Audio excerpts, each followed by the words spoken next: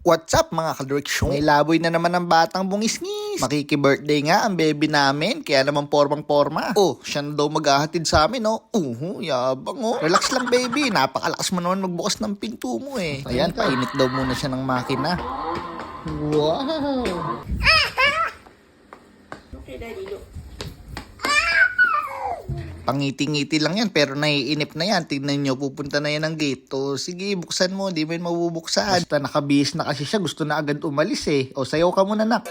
Don't do it for me. Now watch me whip. Now watch me nay nay. Okay. Now watch me whip.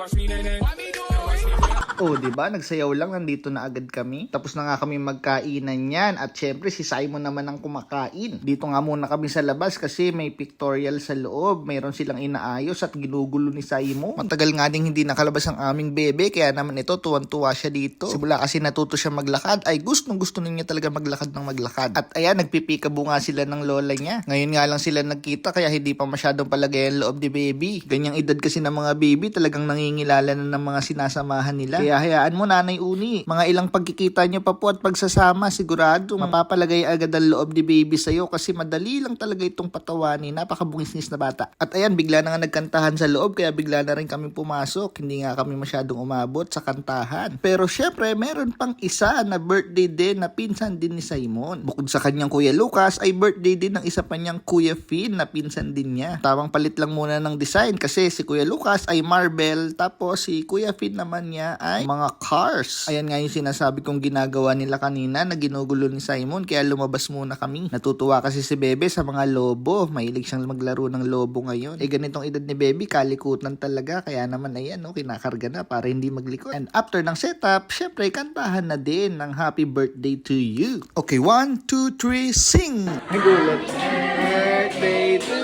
you. Birthday to you.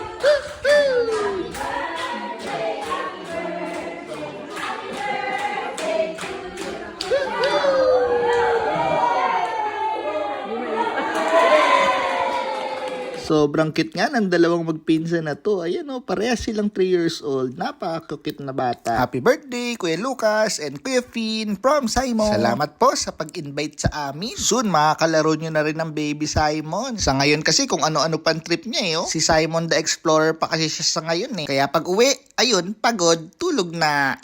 Bagsak ang batang bungis ni. Salamat po sa panonood ng mini vlogs. Hanggang sa susunod direksyon.